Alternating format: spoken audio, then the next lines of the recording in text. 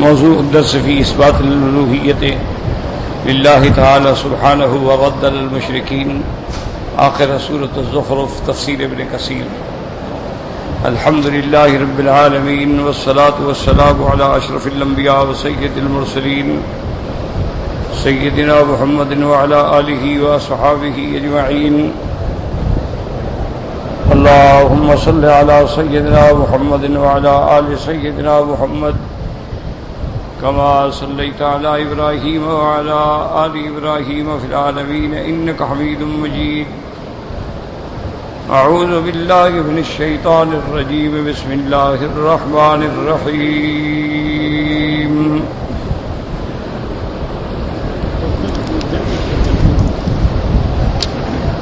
قل إن كان للرحمن ولد فأنا أول العابدين. سبحان رب السماوات والأرض رب العرش عما يصفون. فذرهم يخوضوا ويلعبوا حتى يلاقوا يومهم الذي يوعدون. وهو الذي في السماء إله وفي الأرض إله وهو الحكيم العليم. وتبارك الذي له ملك السماوات والأرض وما بينهما وعنده علم الساعة وإليه ترجعون. ولا يملك الذين يدعون من دونه الشفاعة إلا من شهد بالحق وهم يعلمون. ولئن سألتهم من خلقهم ليقولن الله فأنى يؤفكون. وقيله يا رب إن هؤلاء قوم لا يؤمنون فاصفح عنهم وقل سلام فسوف يعلمون. قال المؤلف المفسر رحمه الله تعالى أدام النفع بعلومه وعلومكم في الدارين آمين، إلى أن قال يقول تعالى قل يا محمد صلى الله عليه وسلم إن كان للرحمن ولد فأنا أول العابدين. لو فرض هذا لعبدته على ذلك لأنه عبد من عبده مطيع، لأني عبد من عبيده مطيع لجميع ما يأمرني به. ليس عندي استكبار ولا إباء عن عبادته. ولو فرض هذا لكان هذا، ولكن هذا ممتنع في حق حقه تعالى، والشرط لا يلزم منه الوقوع ولا الجواز أيضا، كما قال الله عز وجل لو أراد الله أن يتخذ ولدا لاصطفى مما يخلق ما يشاء سبحانه هو اللہ الواحد القہار. اب مفسر رحمۃ اللہ علیہ فرماتے ہیں کہ اللہ نے حکم دیا کہ میرے محبوب محمد مصطفیٰ صلی اللہ علیہ وسلم آپ ان کافروں سے کہہ دیں کہ ان کان للرحمن ولد، اگر بفرض محال اللہ کا کوئی بیٹا ہوتا تو سب سے پہلے میں اس کی عبادت کرنے والا ہوتا، لیکن وہ بیٹے سے بھی پاک ہے، وہ ماں باپ سے بھی پاک ہے، وہ واحد و احد ہے. یعنی لو فرض هذا، اگر ایسا ہوتا لعبدته ذلك على ذلك، تو پھر میں عبادت کرتا. کیوں؟ لأنی عبد من عبیدہ، میں اللہ کے بندوں میں سے بندہ ہوں. مطیع لجمیع ما یأمرنی بہ، اور میں اللہ کے ہر حکم کی اطاعت کرنے والا ہوں. لیس عندی استکبار، میرے اندر کوئی بڑائی نہیں، کوئی انکار نہیں. اللہ تبارک و تعالی اگر ایسا ہوتا تو پھر میں بھی عبادت کرنے والا ہوتا. ولیکن ھذا ممتنع فی حقہ تبارک و تعالی، لیکن اللہ کے حق میں یہ چیز جو ہے بالکل ممتنع ہے. یعنی اللہ تبارک و تعالی کی ذات اولاد سے پاک ہے. اب یہاں شرط ہے نا، قل ان کان للرحمن ولد.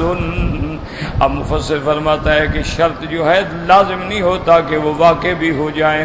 جیسے اللہ فرماتے ہیں لو اراد اللہ یتخذ ولدا لاصطفى، اگر اللہ تبارک و تعالیٰ اپنے لیے اولاد چاہتے تو اپنی مخلوق میں سے چن لیتے، لیکن وہ ذات اولاد سے پاک ہے، سبحانہ وہ پاک ہے، هو اللہ وہ الہ ہے، الواحد القہار وہ اکیلا ہے، اور جس کا تمام عالم پہ سلطنت ہے، تمام عالم پہ جس کا حکم ہے۔ وقال بعض المفسرین فی قولہ تبارک و تعالی فانا اول العابدین العانفین منهم سفیان الثوری والبخاری حقاہ وقال وقال اول العابدین الجاہدین من عبد یعبد۔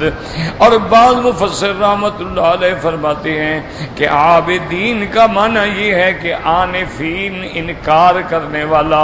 سفیان ثوری اور امام بخاری رحمت اللہ علیہ یہی ترجمہ فرماتے ہیں کہ عابدین کا معنی جاہدین انکار کرنے والا۔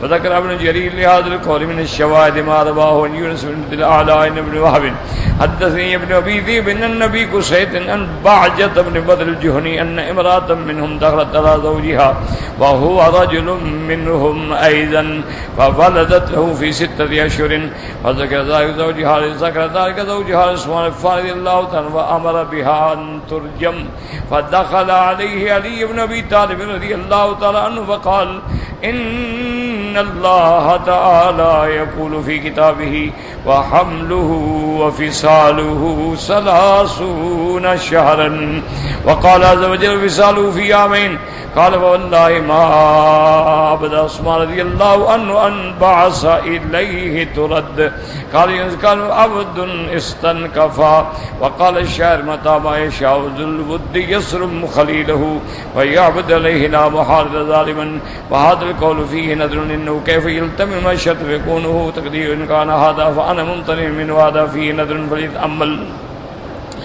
اب مفسر رحمت اللہ علیہ فرماتے ہیں کہ سفیان ثوری اور امام بخاری رحمت اللہ علیہ نے یہ ترجمہ کیا ہے کہ قل ان کان للرحمن ولد فانا اول العابدین۔ وہ کہتے عابدین کا معنی جاہدین انکار کرنے والا، تو میں سب سے پہلے انکار کرنے والوں میں ہوتا۔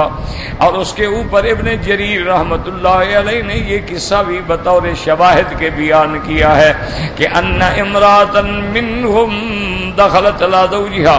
وہ فرماتی ہیں کہ باجت ابن بدر الجہنی کہتی ہیں کہ ان کے قبیلے کی ایک عورت کی شادی ہوئی اور وہ اپنے خامند کے پاس گئی، وہ خامند بھی اسی قبیلے میں سے تھا۔ فولدت له فی 6 اشہر، 6 مہینے کے بعد بچہ پیدا ہو گیا۔ فذکر ذلک زوجها عثمان ابن عفان رضی اللہ تعالیٰ عنہ، اس کے خامد نے حضرت عثمان کو آ کے شکایت کی کہ میری بیوی کے ہاں 6 مہینے کا بچہ پیدا ہوا ہے۔ اس کا معنی یہ ہے کہ نعوذ باللہ یہ میرا بچہ نہیں ہے بلکہ مجھ سے پہلے کسی اور آدمی کے ساتھ تعلق ہے۔ فامر بها ان ترجم، حضرت عثمان نے حکم دے دیا کہ رجم کر دیا جائے کہ جب ثابت ہو گیا کہ وہ حاملہ ہے، بچہ پیدا ہو چکا ہے۔ فدخل علیہ علی بن ابی طالب رضی اللہ تعالیٰ عنہ، حضرت علی رضی اللہ تعالیٰ عنہ آئے، انہوں نے فرمایا کہ عثمان آپ نے یہ کیا کر دیا ہے کہ حکم دے دیا کہ اس کو رجم کر دیا جائے۔ اس نے کہا علی دیکھو 6 مہینے میں کیسے بچہ ہو سکتا ہے؟ آپ نے فرمایا کیا آپ نے قرآن نہیں پڑھا؟ اللہ فرماتے ہیں وَحَمْلُهُ وَفِصَالُهُ 30 شهرا، یعنی فصالو فی یمین، اب 2 سال اگر مدت رضاعت ہے تو 30 مہینے میں باقی 6 مہینے بچتے ہیں، تو معلوم ہوا کہ 6 مہینے کا بچہ بھی پیدا ہو سکتا ہے، 6 مہینے کا حمل بھی رہ سکتا ہے، تو اس لیے اس کا کوئی گناہ نہیں ہے کہ اس کو رجم کر دی جائے۔ فواللہ ما عبد عثمان رضی اللہ تعالیٰ عنہ ما عبدا، یہاں آیا ما عبدا یعنی ما استنکفا، حضرت عثمان رضی اللہ تعالیٰ عنہ نے کسی قسم کا انکار نہ کیا، فوراً آپ نے بندہ بھیجا کہ اس کو واپس بلاؤ، اس کو رجم نہ کیا جائے۔ جیسے کہ شاعر کہتا ہے قال وابن ابدا استنکفا متی ما یشاء ذو الود یصرم خلیلہ وَيَعْبَدَ عَلَيْهِ لَا مَحَالَةَ ظَالِمًا۔ لیکن مفسر فرماتا ہے کہ اس قول کے اندر مجھے اعتراض ہے، چونکہ وہاں شرط ہے ان کان للرحمن ولد فانا اول العابدین. تو پھر شرط کا معنی کیسے ہو جائے گا؟ اس لیے فرماتی ہیں کہ کیا مطلب پھر یہ ہوگا کہ اگر ایسا ہے تو میں اس سے عبادت نہیں کروں گا، تو پھر کہنے کا فائدہ کیا ہوا؟ هذا فيه نظر فليتأمل الله من لا يقال ان ليست شرطا وانما هي نافية. مفسر فرماتے ہیں کہ اس قول پہ اگر ہم ان کو شرطیہ مانیں تو پھر یہ بات نہیں بنتی ہے. ہاں البتہ اگر یہ تعویل کریں کہ ان ماں کے معنی میں ہے یعنی اللہ کے لیے کوئی اولاد نہیں ہے، لیکن اصل ترجمہ جو ہے نا وہ یاد رکھو وہی ہے کہ یہ ہوتا ہے علی سبیل الفرض والمثال. یعنی آدمی کہتا ہے بھی اگر تمہارا دعویٰ صحیح ثابت ہو گیا نا میں مان لوں گا. مانا ہوتا ہے کہ دعویٰ تو تمہارا غلط ہے اور صحیح ثابت ہو ہی نہیں سکتا.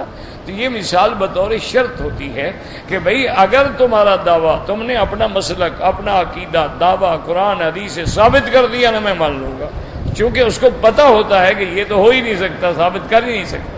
اس لیے اللہ کے پیغمبر کو اللہ نے حکم دیا کہ میں چونکہ اولاد سے پاک ہوں اس لیے آپ ان سے کہیں کہ اگر بفرض محال اولاد ہوتی تو میں تو سب سے بڑا فرما بردار اللہ کا بندہ ہوں، سب سے پہلے میں عبادت کرتا. ان ابن عباس رضی اللہ تعالی عنہ فی قوله تعالی قل ان کان للرحمن ولد یقول لم یکن للرحمن ولد فانا اول الشاہدین. وقال قتادہ ہی کلمۃ من کلام العرب.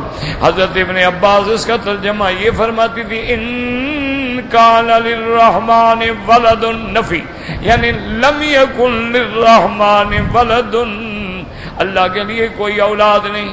فانا اول العابدین کا معنی فانا اول الشاہدین، سب سے پہلے میں گواہی دیتا ہوں کہ اللہ اولاد سے پاک ہے، اللہ ماں باپ سے پاک ہے. حضرت قتادہ فرماتے ہیں یہ عرب کے اندر یہ کلمہ استعمال ہوتا ہے ان کان للرحمن ولد فانا اول العابدین ان ذلک منکم فلا ينبغي، یعنی یہ نہیں ہے اور نہ لائق ہے. وقال ابو سخن قل ان كان للرحمن ولد فانا اول العابدين فانا اول من عبده وانا اول من لا ولد له واول من وحده. حضرت ابو صخر فرماتے ہیں اس کا ترجمہ یہ ہے فانا اول من عبده، سب سے پہلے میں اس کی عبادت کرنے والا، اور میرا یہ عقیدہ ہے کہ لا ولد له، اس کا کوئی بیٹا نہیں ہے، وہ بیٹے سے پاک ہے. واول من وحده، سب سے پہلے میں اس کی توحید کا اقرار کرنے والا. وقد قال عبد الرحمن زید وقال مجاہد اول العابدین اول من عبده ووحده وكذبكم. حضرت مجاہد رحمۃ اللہ علیہ فرماتی ہیں اس آیت کا ترجمہ یہ ہوگا فانا اول العابدین، یعنی میں سب سے پہلے اللہ کی عبادت کرنے والا، اللہ کی الوہیت و وحدانیت کا انکار کرنے والا اور تمہارے جھوٹے عقیدوں کی تکذیب کرنے والا. وقال البخاری رحمہ اللہ تعالی فانا اول العابدین الآنفین وہما لغت رجل عابد وعبد والاقرب الاقرب شرط جزائک لیکن ہوا ممتنع. اب مفسر فرماتا ہے کہ امام بخاری فرماتے ہیں عابدین کا معنی عانفین، وہ کہتے ہیں یہ دو لغتیں ہیں رجل عابد رجل عبد، وہ کہتے ہیں عابد بھی ہے عبد کے معنی میں بھی ہے، لیکن مفسر فرماتا ہے وہی پہلا قول جو ہے وہ راجح ہے چونکہ یہاں شرط و جزا ہے. قل ان کان للرحمن ولد فانا اول عابدین، لیکن ہوا ممتنع، یہ ممتنع ہے، اللہ کی کوئی اولاد نہیں.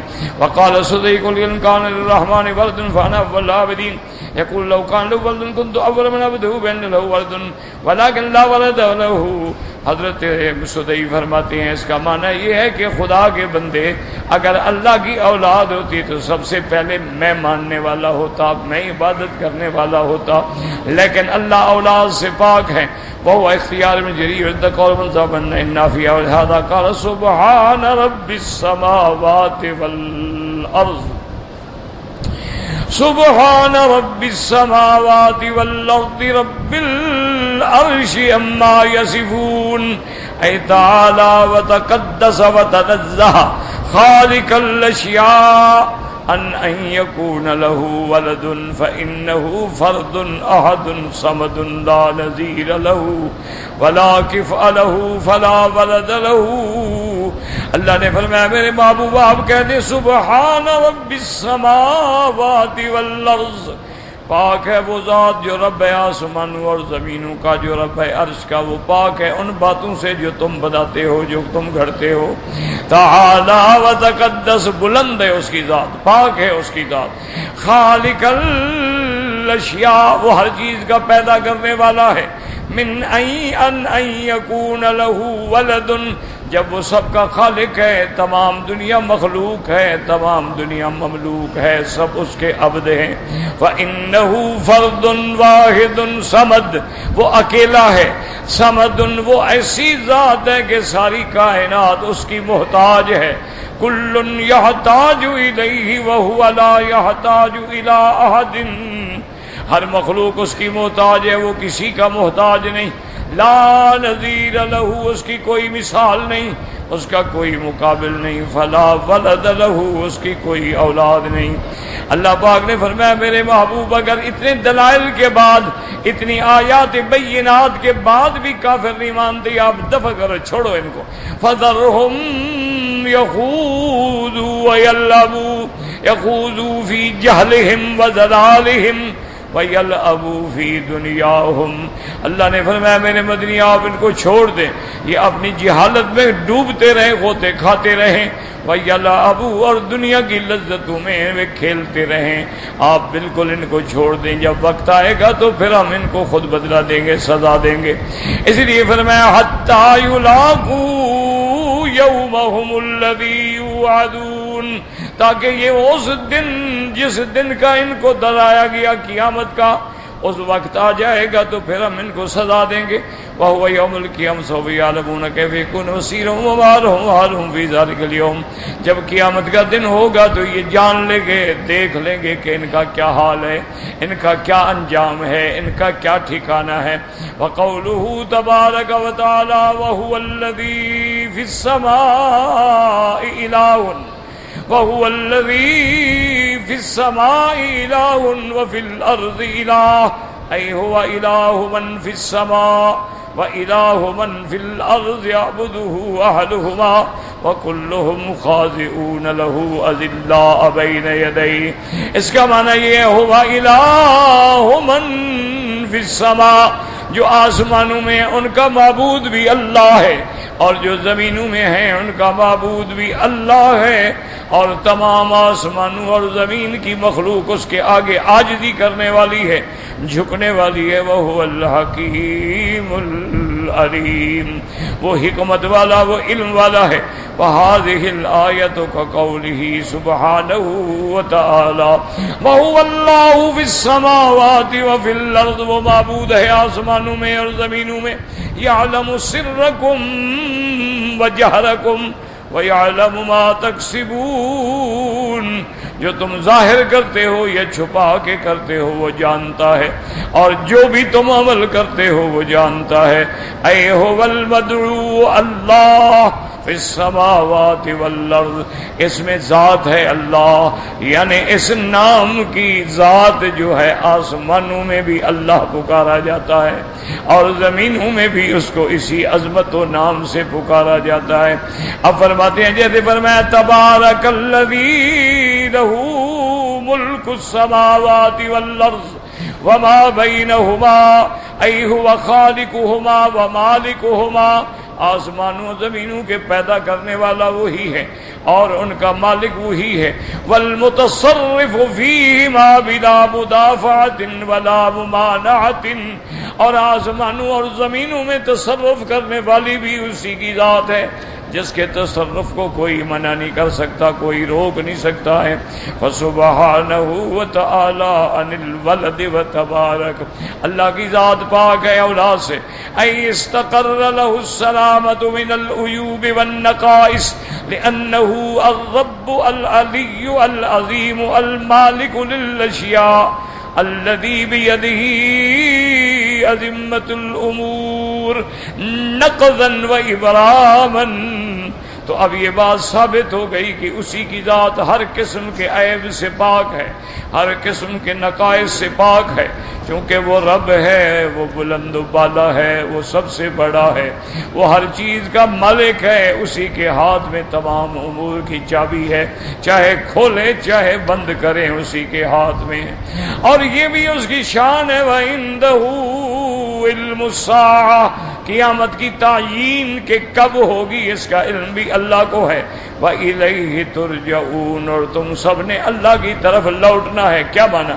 فَيُجَازِي كُلًّا بِعَمَلِهِ خَيْرًا وَخَيْرًا وَشَرًّا بِشَرٍّ، پھر ہر آدمی کو اس کے عمل کے مطابق بدلہ دیا جائے گا، عمل بہتر تو بدلہ بھی بہتر ملے گا، اگر اعمال بھیڑے تو بدلہ بھی سزا ملے گی۔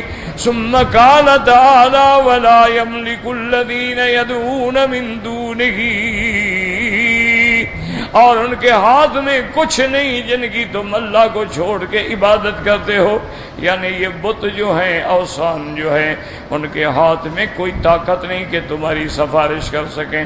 لا يقدرون على الشفاعة لهم الا من شهد بالحق وهم يعلمون، هذا استثناء منقطع، أي لكن من شهد بالحق على بصيرة وعلم فإنه تنفع شفاعته عنده بإذنه له۔ ہاں جس آدمی نے اللہ کی وحدانیت کی حکم گواہی دی اور بصیرت کے ساتھ اور علم کے ساتھ اللہ کی الوہیت کا اقرار کیا ہے، اس کو شفاعت نفع دے گی، لیکن وہ بھی اللہ کے اذن کے ساتھ، اللہ کے اذن کے بغیر کوئی شفاعت نہیں کر سکتا۔ ولا تنفع الشفاعة عنده الا لمن اذن له، جب تک اللہ کا اذن نہ ہو کوئی شفاعت نفع نہیں دے گی۔ جیسے ہم پڑھتے ہیں من ذا الذی یشفع عنده الا باذنہ، کون ہے جو سفارش کر سکے اس کے اذن کے بغیر؟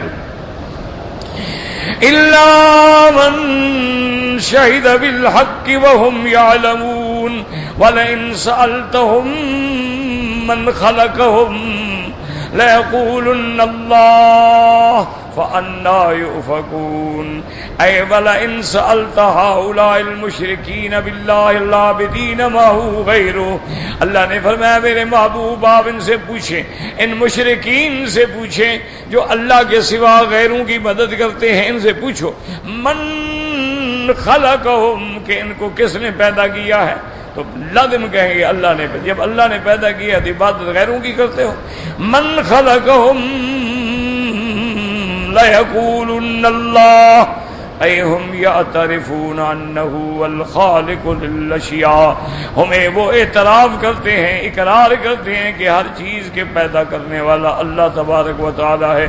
وما هذا عبد وهو غير من لا يملك شيئا ولا يقدر على شيء وهم في ذلك في غاية الجهل والسفاهة وسخافة العقل، یہ جانتے بھی ہیں کہ اللہ خالق ہے، مالک ہے، اور ان کے ہاتھ میں کچھ نہیں ہے، تو پھر یہ جہالت کی انتہا ہے کہ بندہ جانتا بھی ہو کہ یہ محتاج ہے پھر بھی اس کی عبادت کرتا ہو۔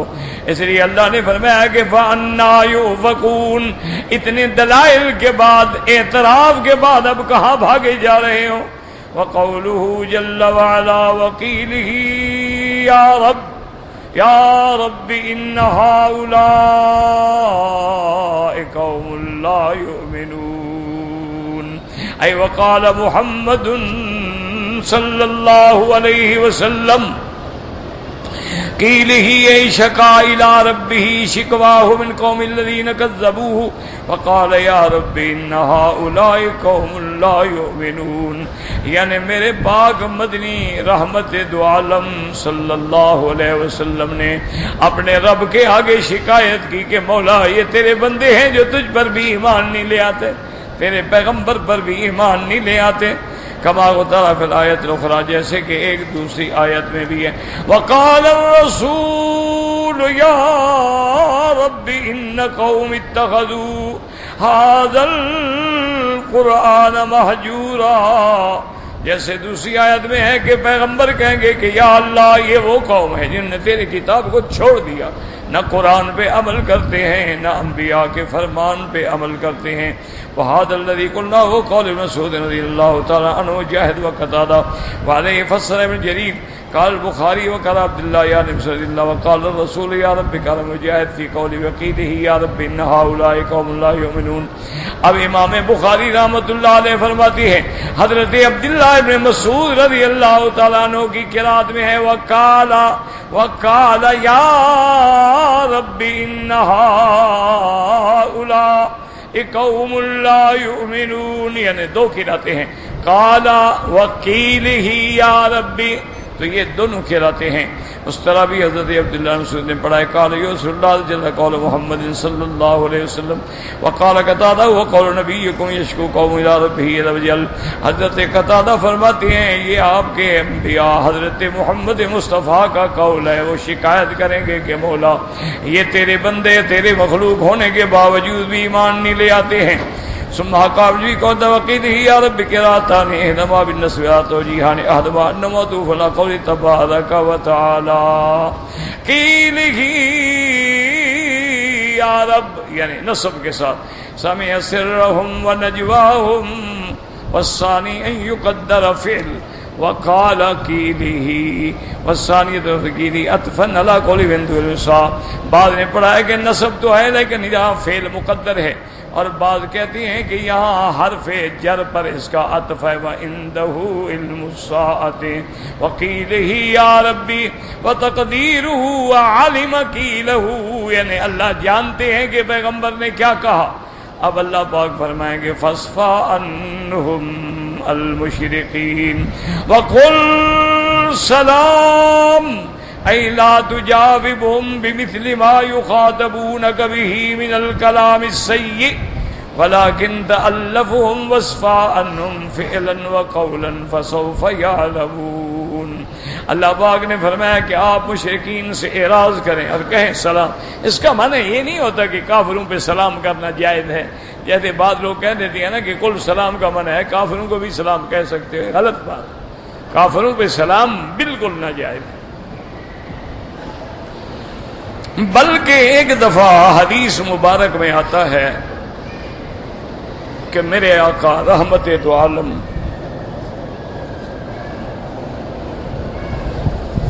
صلی اللہ علیہ وسلم بیٹھے تھے، بی بی عائشہ بھی تھیں، ایک یہودی گزرا تو اس نے جلدی سے کہا السلام علیکم، تو بی بی عائشہ غصے میں وعلیک لعنت اللہ وغضب اللہ علیک۔ حضرت نے فرمایا عائشہ کیا کہہ رہی ہو؟ اس نے کہا حضور آپ نے سنا نہیں اس بدبخت نے کیا کہا؟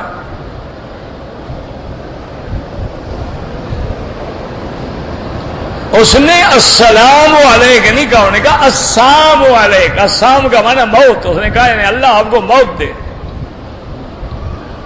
تو سلام سلامتی سے ہے اور سام جو ہے معنی موت ہے۔ حضور نے فرمایا بی بی غصے میں آنے کی کیا ضرورت؟ اس نے کہا تھا نا السلام علیکہ، میں نے بھی سمجھ لیا، تم نے سمجھ لیا تو میں نے نہیں سمجھا۔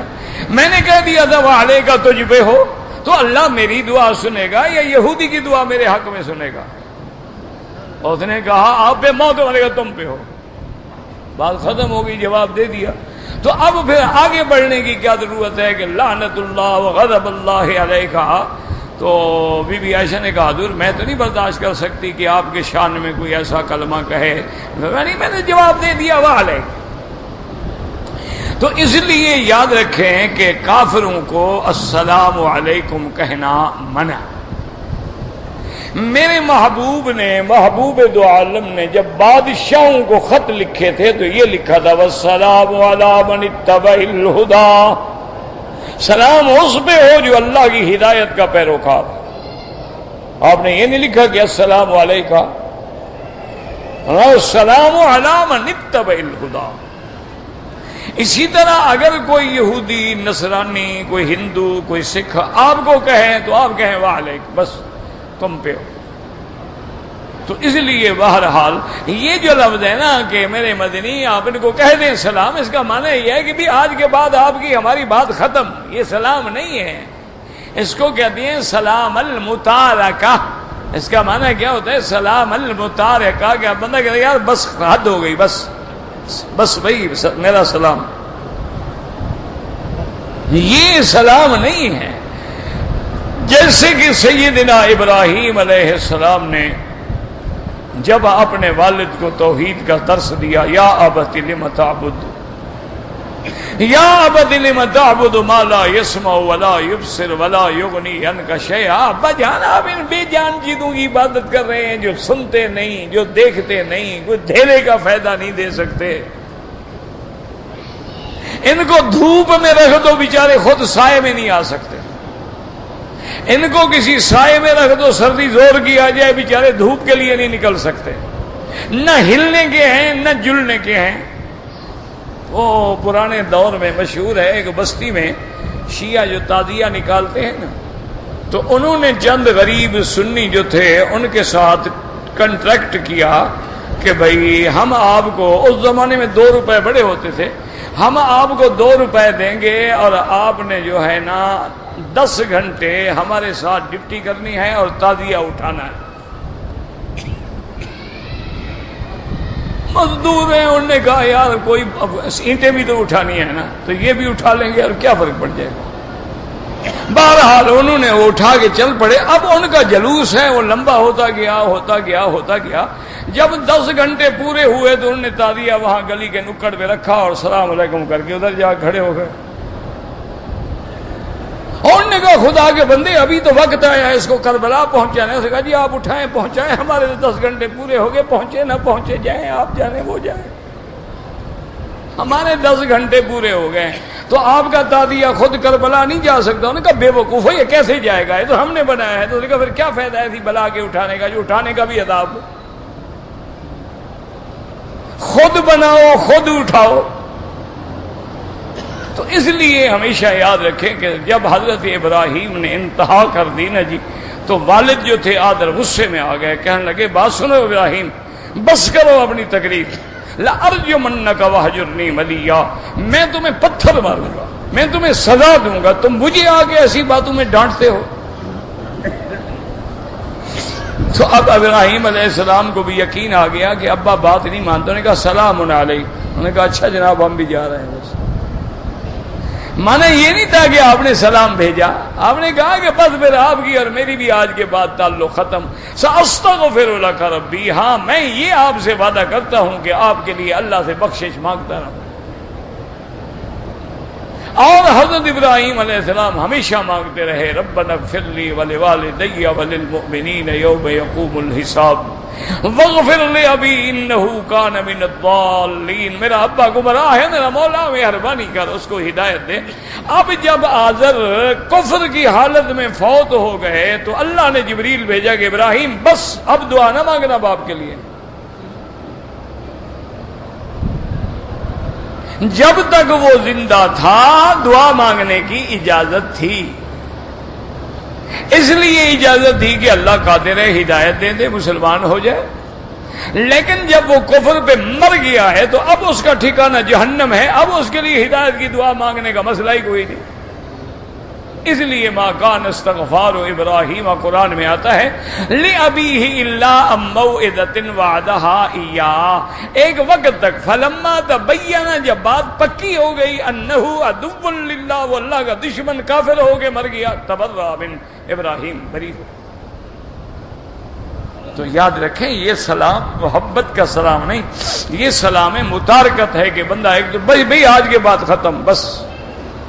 اس لیے کہا قل سلام، آپ رخ پھیر لیں، ان کو چھوڑ دیں، ان کو ان کے حال پہ چھوڑ دیں، ان کو جہالت کے سمندر میں غوطے کھانے دیں، ان کو دنیا کی لذت میں کھیلنے دیں. وقت آنے والا ہے قیامت کا جب ہم ان سے ایک ایک بات کا حساب لیں گے. اس لیے اللہ نے فرمایا فاصفح عنہم وقل سلام اَيْ لَا تُجَاوِبْهُمْ بِمِثْلِ مَا يُخَاطَبُونَكَ. اور میرا مدنی آپ کی شان بڑی بلند ہے، یہ جاہل جیسے آپ سے بات کرتے ہیں آپ وہ بات نہ کریں. آپ کی شان نرالی ہے، آپ اپنے احترام سے اور آپ اپنے شان سے، وقار سے، محبت سے، یعنی ان کو چھوڑنا بھی ہے تو احترام سے چھوڑ کے چلے جائیں. فسوف يعلمون هذا تهدید من اللہ تعالی لهم. اللہ نے فرمایا یہ جان لیں گے کہ جو کچھ انہوں نے کیا ہے پھر ان کو ہم کیا سزا دیتے ہیں. ولہذا احل بهم باسه الذي لا يرد على دينه وكلمته. اللہ نے اپنا وعدہ پورا فرمایا. ان کو دنیا میں بھی عذاب ہوا اور اللہ نے اپنے مدنی پاک کے دین کو اونچا کر دیا. وشرع بعد ذلك الجهاد والجلاد حتى دخل الناس في دين الله افواجا. اس کے بعد اللہ نے اسلام میں جہاد کی بھی اجازت دے دی اور پھر جماعتوں کی جماعتیں اسلام میں داخل ہونے لگی. وانتشر الاسلام في المشارق والمغارب. اور اسلام مشارق و مغارب کے اندر پھیل گیا. واللہ اعلم. آخر تفسیر سورۃ الزخرف ویلیہا سورۃ الدخان. الحمدللہ جس نے ہمیں یہ سورت مبارک کی تلاوت نصیب کی ہے. دعا کریں اللہ پڑھنا پڑھانا سننا سنانا منظور و مقبول فرمائے اور اگلی سورتوں کو اللہ ہمیں پڑھنے کی توفیق عطا فرمائے. صدق اللہ العظیم. اللہم آنس وحشتنا فی قبورنا بالقرآن العظیم وذکرنا منہ ما نسینا وعلمنا منہ ما جہلنا وارزقنا تلاوته آناء الليل وأطراف النهار. اللهم ارحمنا بترك المعاصي أبدا ما أبقيتنا وارحمنا أن أتكلف ما لا يعنينا وارزقنا حسن النظر فيما يرضيك عنا. اللهم يا بديع السماوات والأرض يا ذا الجلال والإكرام اللهم اجعله لنا شاهدا ولا تجعله علينا شاهدا. یا اللہ قرآن کو ہمارے لیے شفاعت کرنے والا بنانا، ہمارے خلاف گواہی دینے والا نہ بنا.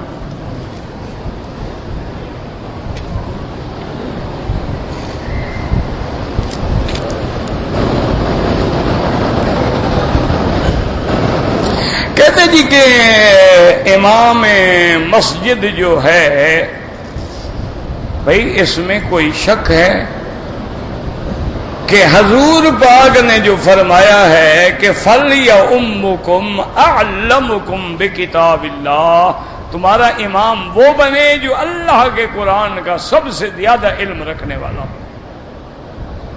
صاف ظاہر ہے اس کی فضیلت، اس کی شان.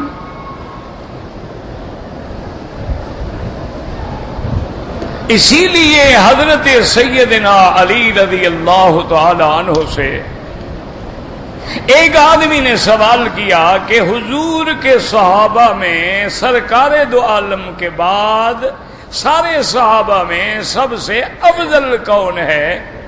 حضرت علی نے فرمایا کہ ابو بکر. حضور کے بعد یاد رکھو یہ عقیدہ ہے اہل سنت کا کہ حضور کے بعد افضل جو ہیں شیخین ہیں ابو بکر عمر عثمان علی. تو حضرت علی رضی اللہ تعالیٰ عنہ نے فرمایا کہ سب سے افضل ابو بکر ہے. وہ حیران ہو گیا، اس نے کہا جی سب سے آپ سے بھی افضل؟ انہوں نے کہا بالکل. انہوں نے کہا حضرت کیا دلیل ہے کہ حضرت ابو بکر جو ہیں وہ سب سے افضل ہیں؟ انہوں نے کہا تمہیں یہ تو پتہ ہے نا کہ حضور نے حکم دیا تھا جب آپ کی بیماری تھی، آپ کی تکلیف تھی، حضور پاک میں اتنی شدید بخار تھا نا کہ حضور بے ہوش ہو جاتے. ٹھنڈی پانی کی مشکیدہ جو ہے نا جی بھر کے حضور کے سر مبارک پہ اور بدن پہ ٹھنڈا پانی ڈالتے، حضور افاقے میں آ جاتے. اور جیسا ہوش مبارک آتی تو آپ فرماتے کہ ہاں حل صلی الناس، لوگوں نے نماز پڑھ لی ہے کہ نہیں پڑھی؟ انہوں نے کہا حضور آپ کی انتظار میں بیٹھے ہیں. پھر حضور بے ہوش ہو گئے. پھر پانی ڈالا گیا، پھر پوچھا ہوش آیا، آپ نے کہا جی انتظار میں ہیں. حضور پھر بے ہوش ہو گئے. یعنی شدید ترین تکلیف کا وہ مرحلہ ہے جب وفات آئی ہے میرے آقا کی. حتیٰ کہ حضور نے یہ بھی فرمایا، آپ نے فرمایا عائشہ ھذا اوان انقطاع ابہری من سم الذی اکلت بخیبر. آپ نے فرمایا وہ یہودی عورت نے جو خیبر میں مجھے زہر دیا تھا نا، اس زہر کی وجہ سے ابھی میری آنتیں کٹ رہی ہیں. یہ اللہ کی شان ہے. ساری زندگی حضور کو تکلیف نہیں ہوئی، لیکن موت کے وقت ظاہر کی تکلیف ظاہر ہوگی. وجہ کیا تھی؟ اللہ چاہتے تھے کہ شہادت کا مرتبہ بھی محمد مصطفیٰ کو مل جائے. کہ آپ کے مدارج ویسے بلند ہیں لیکن یہ مرتبہ بھی حضور سے نہ رہ جائے، حضور شہید بھی ہو جائیں۔ اور اس وقت حضور کی تکلیف کا یہ عالم تھا کہ حضور اللہ سے دعا مانگتے تھے، اللہم اعنی فی سکرات الموت، کہ یا اللہ اس موت کی شدت میں میری مدد فرما۔ یاد رکھو کہ اللہ کا نبی تو معصوم ہے، اللہ کے نبی پاک ہیں، یہ نہ سمجھا کرو جی فلاں آدمی پہ موت مشکل آئی ہے، یہ ضروری نہیں ہوتا کہ وہ گناہوں کی وجہ سے ہے، کبھی اس کی شان اور اونچی کرنی ہوتی ہے۔ اور پھر میرے محبوب کا تو یہ عالم تھا نا، وہ یہ چاہتے تھے اللہ مجھ پہ سختی آ جائے، میری امت کو معاف کر، میری امت پہ رحم فرما دے۔ اسی لیے یعنی آپ دیکھیں چھوٹی سی بات ہے، اسی زمزم کے کنویں پر میرے محبوب رحمت دو عالم تشریف لائے، آپ پانی پینا چاہتے تھے، آپ کے چچا ہیں حضرت عباس ابن عبد المطلب ہے، انہوں نے کہا حضور ہم نے آپ کے لیے پانی رکھا ہے گھر میں، سرائی میں رکھا ہے کہ ٹھنڈا ہو جائے اور اوپر کپڑا ڈالا ہوا ہے کہ مٹی نہ ہو، تو آپ یہاں کھڑے ہو کے اس ڈول سے پانی پیئیں گے، سارا جہان پی رہا ہے اور یہاں تو گرد و غبار بھی ہے۔ حضور نے فرمایا کہ عباس میں چاہتا ہوں کہ میں وہاں پیوں جہاں میری امت پیے۔ اور اس کے بعد حضور نے فرمایا کہ میں چاہتا ہوں، میرا دل کرتا ہے کہ آج میں ڈول بھی خود کھینچوں اپنے ہاتھ سے اور ڈول کھینچ کے پھر میں پانی پیوں، لیکن میں اپنی امت سے ڈرتا ہوں کہ قیامت تک پھر ڈول کھینچنے پہ بھی لڑتے رہیں گے، اس لیے میں نہیں کھینچتا تاکہ میری امت کو تکلیف نہ ہو۔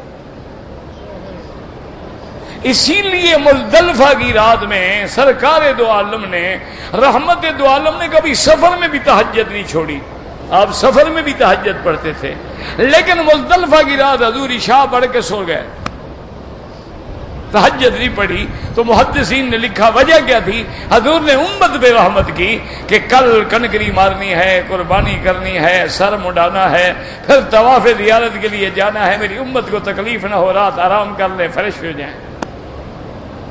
اس لیے علماء فرماتے ہیں وہ تکلیف جو ہے وہ بھی حکمت تھی تاکہ امت پہ آسانی ہو۔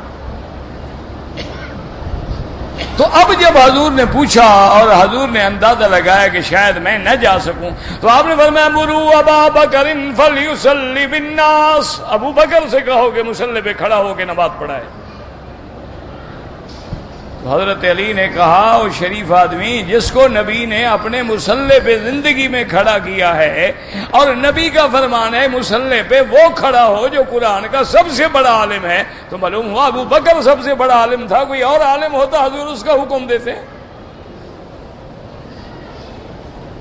اس کو بات سمجھ آ گئی، اس نے کہا کہ ہاں بھائی، تو یاد رکھو کہ امام بننا کوئی معمولی بات تو نہیں ہوتی، یہ تو سب سے بڑی فضیلت کی دلیل ہے اور سب سے بڑی افضلیت کی دلیل ہے اللہ تبارک و تعالی۔ لیکن امام بننا ذمہ داری بھی بڑی ہے، اس لیے اگر کبھی امام بنے تو پھر پورے حقوق کا خیال کرنا پڑتا ہے، کیونکہ تمام مقتدیوں کا اس کے اوپر بوجھ ہوتا ہے، وہ مسئول ہوتا ہے سب کے بارے میں، پھر اس کو شرائط کا بھی خیال ہونا چاہیے، اس کو پتہ ہونا چاہیے فرائض کیا ہیں، واجبات کیا ہیں، سنن کیا ہیں، مستحبات کیا ہیں، کہاں چیزیں ہیں جب میں چھوڑوں گا تو سجدہ سہو آئے گا، اور کون سی چیزیں ہیں جہاں سجدہ سہو نہیں آئے گا۔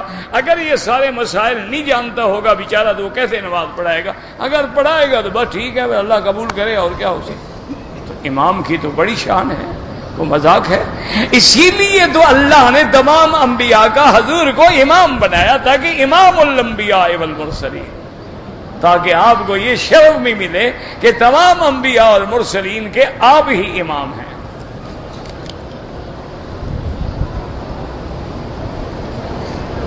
کہتے ہیں جی کہ پاکستان میں کچھ لوگ جو ہیں وہ انشورنس کرواتے ہیں، بھی بالکل ناجائز ہے۔ یاد رکھو ایک ہوتا ہے کہ مثلا یورپ ہے، بعض ملک ہیں، ان میں بغیر انشورنس کے آپ رہ نہیں سکتے، ہر حال میں آپ کو انشورنس لینی پڑتی ہے، وہ تو مجبور ہے، آپ اس گورنمنٹ کا قانون ہے، آپ کیا کریں۔ ورنہ نہ آپ کا علاج ہوگا، نہ آپ کا معالجہ ہوگا، نہ آپ کو قرض ملے گا، نہ آپ کا کوئی اعتماد کرے گا۔ انشورنس پالیسی نہیں ہے تو آپ کچھ وہاں تو اگر آپ نے مثلا ایک مثال کے طور پہ کوئی اینک بھی خریدی ہے نا، اس کی بھی انشورنس کریں گے۔ آپ کا گھر ہے انشور ہے، گاڑی ہے انشور ہے، آپ کے اپنا بدن ہے، بیوی ہے، بچے ہیں، سب انشور ہیں۔ وہ ایک دفعہ میں نیو یارک میں تھا شاید، تو ایسے گپ شپ ہو رہی تھی دوستوں کے ساتھ، کہنے لگا مکی صاحب ہمارا کیا ہے، اب ہمارے بچے بھی سرکاری ہیں، یہ سارے انشورڈ ہیں۔ میں نے کہا یہ سارے انشورنس پہ ہیں، ان کو کوئی چوٹ لگ جائے، دھکا لگ جائے، خوش ہیں، کہتے لگنے دو، پیسے ملیں گے، یہ تو سارے انشورنس پہ ہیں۔ تو بہرحال شریعت میں یہ حرام ہے، کیوں؟ اس میں جوا بھی ہے، سود بھی ہے۔ کیا مطلب؟ ہم نے 20 لاکھ کی پالیسی لی، ابھی ہم نے 1 لاکھ روپے کی قسطیں جمع کرائی تھیں، حادثہ ہو گیا، مر گیا، 20 لاکھ ملے گا کہ نہیں ملے گا؟ تو جوا کیا ہوتا ہے؟ یہی تو ہوتا ہے نا کہ 100 پھینکو اور 1000 آ جائے۔ جوئے کا معنی یہی ہوتا ہے نا کہ آپ نے پتا پھینکا ہے 100 کا، مل گیا 1000، آپ نے ڈالا 1000 مل گیا 10,000، یہی تو جوا ہے۔ ہم نے ابھی قسطیں دی 1 لاکھ، مل گیا 20 لاکھ، تو یہ جوا ہے۔ اچھا، جس بندے نے انشورنس نہیں کرائی وہ اگر اپنے وقت تک زندہ رہا، کوئی حادثہ نہیں ہوا، نہیں مرا، اب اس کو وہ جتنے پیسے ہیں وہ بھی دیں گے، اس کا سود بھی دیں گے۔ تو اب سود بھی آ گیا، تو اس کے اندر تو سود بھی ہے، جوا بھی ہے، لہذا ڈبل حرام۔ اچھا، ویسے بھی خیال کیا کریں کہ باہر کے لوگ جو ہوتے ہیں نا، کو بعض اوقات مثلا بیوی نے 30 لاکھ 40 لاکھ کی انشورنس کرائی ہوئی ہے، یا خاوند نے 50 لاکھ، تو بیوی انتظار میں ہوتی ہے کہ خاوند کب مرے تاکہ مجھے تو 50 لاکھ ملے نا۔ خاوند تو اور بھی مل جائیں گے، خاوند کا کیا ہے کہ ڈھونڈو 1000 ملتے ہیں، تو 50 لاکھ۔ اچھا، خاوند انتظار میں ہوتا ہے کہ یار جان چھوٹے، یہ مرے مجھے 30 لاکھ بھی ملیں گے، بیوی اور بھی لے آؤں گا، اس میں تو 2 لاکھ خرچہ ہوگا۔ تو ایسی چیز کرانے کا کیا فائدہ کہ دونوں ایک دوسرے کی موت کے لیے دعائیں مانگتے رہیں؟ اسی لیے شریعت نے حرام کیا ہے نا۔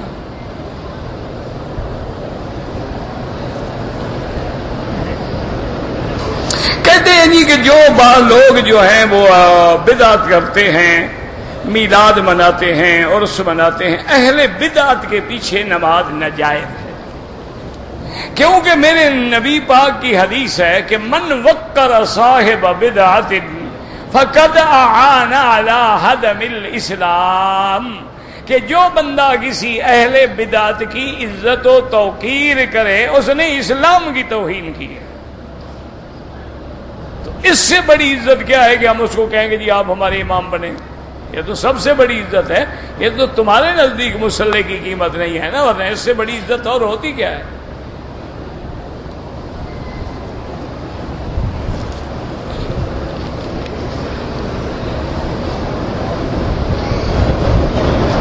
کہتے ہیں جی کہ امام ابو حنیفہ فرماتے ہیں کہ ایک مجلس میں 3 طلاقیں دیں تو 3 ہو جاتی ہیں، اور بعض علماء اہل حدیث فرماتے ہیں کہ 3 سے 1 ہوتی ہے۔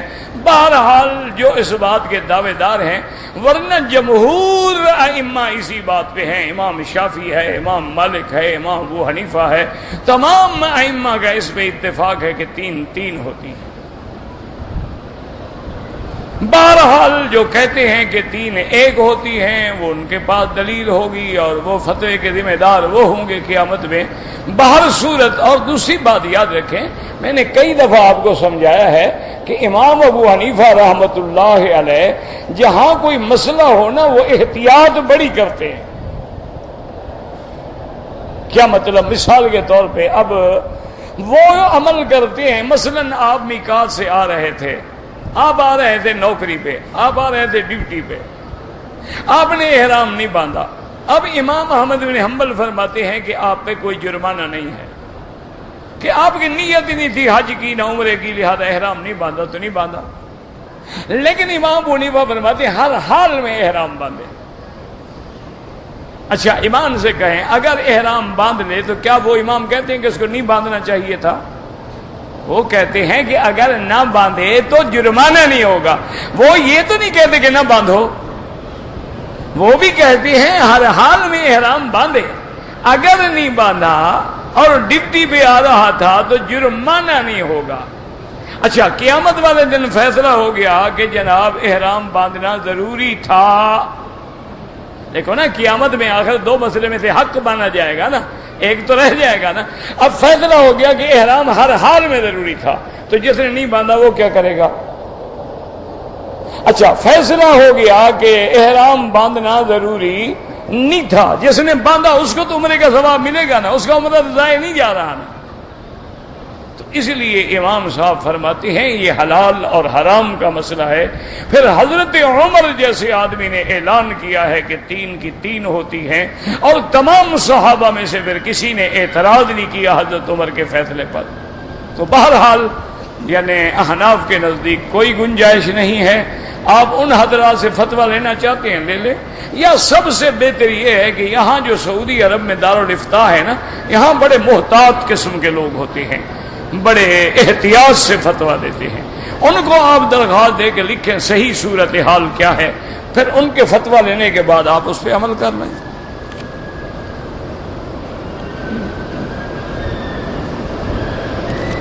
کہتے جی کہ ہمارے منڈی بہاؤالدین میں ایک مدرسہ ہے اننے والا، وہاں مولوی غلام رسول صاحب ہوتے تھے، وہاں آپ نے پڑھا ہے؟ وہ تو میرے خیال میں پڑھنے سے پہلے مر گئے. میرے خیال میں ابھی پیدا بھی نہیں ہوا ہوگا، مولوی غلام رسول صاحب فوت ہو گئے تھے. تو میں نے ان سے کیسے پڑھا؟ مولانا غلام رسول ایک تو تھے استاد اننے والے، ایک تھے استاد غلام رسول کالا، ایک تھے استاد رسول خان جو استاد الکل تھے. وہ سب مجھ سے پہلے فوت ہو گئے، میں تو ابھی پیدا ہی نہیں ہوا تھا. یہ مشہور علماء. ہاں، یہ ہو سکتا ہے کہ میرے والد نے پڑھا ہو، یہ ممکن ہے. ویسے مجھے یاد نہیں آتا کہ والد صاحب، میرے خیال میں والد صاحب نے نحو وغیرہ جو ہے نا مولانا عبد الرحمان سے پڑھی ہے، اور بیٹ کیسر شہر سلطان کے قریب ایک جگہ ہوتی تھی تو وہاں شاید انہوں نے پڑھی ہے، میرا جو اندازہ ہے. بہرحال یہ بڑے عالم تھے، مولانا غلام رسول انی والے، مولانا غلام رسول کالا اور استاد رسول خان. یہ بڑے علماء میں سے تھے، وہ بڑے بڑے علماء. یعنی یہ وہ لوگ تھے کہ استاد غلام رسول کالا اور مولوی غلام رسول اننے والے جو تھے نا، یہ فرماتے تھے کہ نحو کی کتابیں اگر ساری دنیا سے جلا دی جائیں نا تو ہم یاد لکھ دیں گے دوبارہ. اتنے بڑے عالم تھے، لیکن ان کے دور سے میں پہلے پیدا ہی نہیں ہوا. پڑھتا میں نے وہاں کیا پڑھنا تھا پہلے. اور پھر بات یاد رکھو، میں تو پیدا ہی مکے میں ہوا، اور میں نے ابتدائی تعلیم بھی مکے میں حاصل کی. نہ یہاں اننے والے تھے اور نہ یہاں بیٹ کیسر والے تھے. میری تو پیدائش مکہ شریف کی ہے، محلہ مسئلہ میں پیدا ہوا، اور ابتدائی حفظ قرآن بھی میں نے یہی کیا ہے. اور یہاں کے مدرسہ جو تھا فخریہ عثمانیہ، میں اس میں پڑھتا رہا. اور پھر کچھ علماء جو تھے حرمین الشریفین کے، ان سے علم کا استفادہ کیا. پھر پاکستان بھی چلا گیا، پاکستان میں جا کے پھر میں نے علم حاصل کیا. بہرحال وہ لوگ مجھ سے پہلے کے لوگ ہیں، میں نے نہیں پڑھا ہے. لیکن اللہ ان کی قبروں پہ رحمت کرے. بہت بڑے عالم تھے، بہت بڑے عالم تھے، اللہ ان کی قبروں پہ رحمت کرے. مولانا رسول خان اتنے بڑے عالم تھے کہ حضرت مولانا ادریس کان دہلوی رحمت اللہ علیہ، جن کی تفسیر قرآن ہے معارف القرآن، اور جو شیخ الحدیث تھے جامعہ اشرفیہ کے، بڑے کبیر علماء میں سے تھے. وہ مدرسے میں بیٹھے ہوتے نا تو حضرت رسول خان مدرسے کے اس کونے سے گزر رہے ہوتے تو حضرت یہ مولوی ادریس صاحب یہاں کھڑے ہو جائے، اور جی حضرت میں نے کہا السلام علیکم، جی حضرت میں نے کہا السلام علیکم. اب شاگرد ہنس رہے ہیں، انہوں نے کہا حضرت نہ تو حضرت نے دیکھا ہے نہ حضرت نے سنا. اور ابھی تمہیں کیا پتا میرا استاد ہے، گزر رہا ہے، میں کیسے بیٹھا رہوں. اتنے بڑے لوگ تھے، اتنا بڑا ادب تھا، اتنا بڑا احترام تھا. انہی کا وہ بڑا مشہور واقعہ ہے نا رسول خان صاحب کا، یہ دارالعلوم دیوبند میں بھی رہے ہیں، تقریباً صدر مدرس رہے. انہی کا بڑا مشہور واقعہ ہے نا کہ ایک دن کہنے لگے کہ بھائی اور اچھا ہو نہ ہو، ہندوستان میں آنے کے بعد ہمیں اردو زبان پہ بڑا عبور حاصل ہو گیا. ایک طالب بیٹھا تھا شرارتی، اس نے کہا حضرت زبان والوں کو آتی ہے، آپ اردو بول لیتے ہیں، تھوڑا ہے کہ آپ کو اردو پہ عبور ہو گیا، آپ کو کہاں اردو آتی ہے؟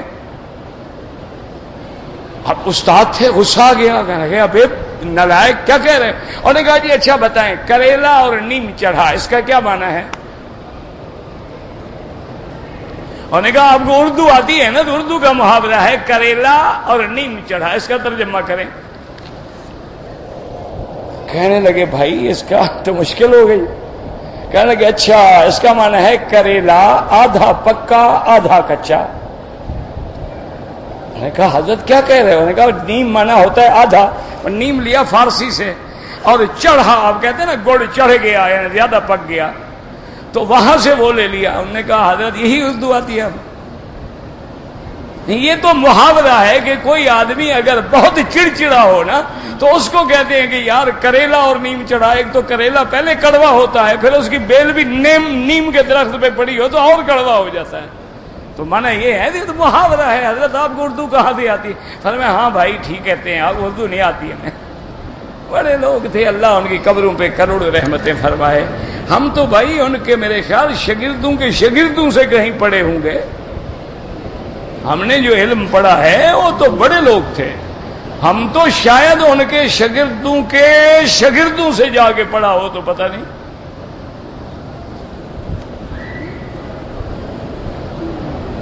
کہتے جی کہ ہمارے یہ گاؤں میں مدرسہ بنا رہے ہیں، مدرسے کی تعمیر میں زکوٰۃ نہیں لگ سکتی، مسجد کی تعمیر میں زکوٰۃ نہیں لگ سکتی۔ آپ ایسا کرو، زکوٰۃ کے پیسے جو بچے ہیں نا ان کو دے دو، تقسیم کر دو۔ مثلا 20,000 ہے، وہاں 20 طالب تو ہے نا، یا 40 طالب ہے، 500 سب کو دے۔ ان کو کہو بیٹا دیکھو ہم نے آپ کو دے دیا زکوٰۃ کے، آپ مالک بن گئے، اسی مدرسے میں تم نے پڑھنا ہے، مدرسے کو چندہ دے دو۔ وہ طالب اگر چندہ دے دیں تو پھر حلال ہو جائے گا، لگا دو مسجد پہ۔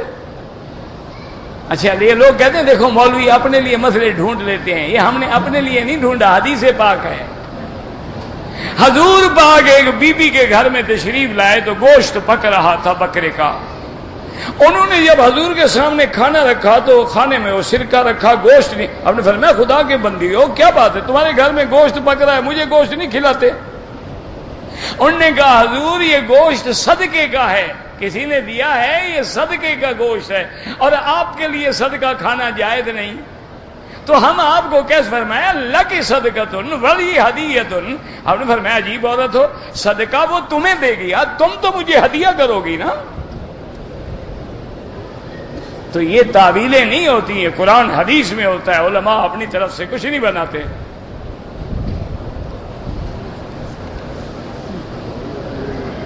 صدقہ کا گوشت کس کو دینا چاہیے؟ غریبوں کو دینا چاہیے، اور کس کو دینا چاہیے؟ صلاۃ و تسبیح کے بڑے فضائل ہیں، حدیث ضعیف ہے لیکن فضائل میں ضعیف حدیث بھی عمل ہوتا ہے۔ اعراف جو ہے یعنی جنت اور جہنم کے درمیان میں،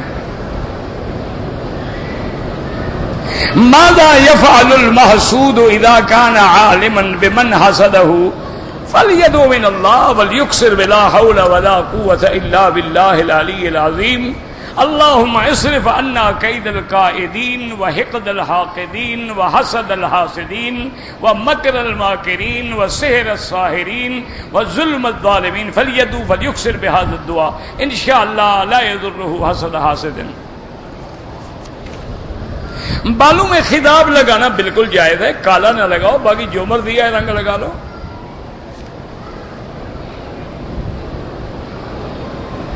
کہتے جی کہ بعض لوگ رفع یدین کرتے ہیں، ٹھیک ہے کوئی بات نہیں، ان سے کبھی جھگڑا نہ کرو، جو نہیں کرتے ہیں ان پر کبھی زور نہ لگاؤ، کیونکہ وہ بھی کہتے ہیں کہ بھئی ایک تو حضور کی کوئی صحیح قولی حدیث نہیں ہے، اور دوسرا ایک حدیث میں حضور نے منع بھی فرمایا ہے، اور ایک حدیث میں عبداللہ ابن مسعود نے نماز پڑھ کے دکھلائی ہے اور صرف پہلی دفعہ ہاتھ اٹھائے ہیں، پھر ہاتھ نہیں اٹھائے۔ لیکن جو اٹھاتے ہیں جھگڑے نہ کیا کرو، یہ تو اعلیٰ اولا سنت کی باتیں ہیں، اس میں لڑائی کی کیا بات ہے؟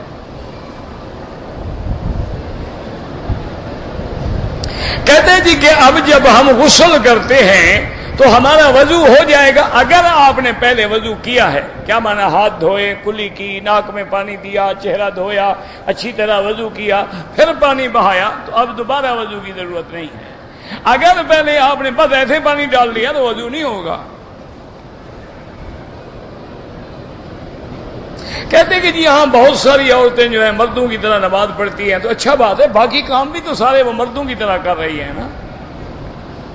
باقی کون سا کام بچا ہوا ہے؟ ماشاءاللہ اسی طرح دھکے دیتی ہیں، اسی طرح چہرہ کھلا ہوا ہے، اسی طرح جناب جین پہنی ہوئی ہے، اسی طرح پینٹ پہنی ہوئی ہے، تو ایک کام یہ بھی کر لیتی ہیں تو کیا حرج ہے؟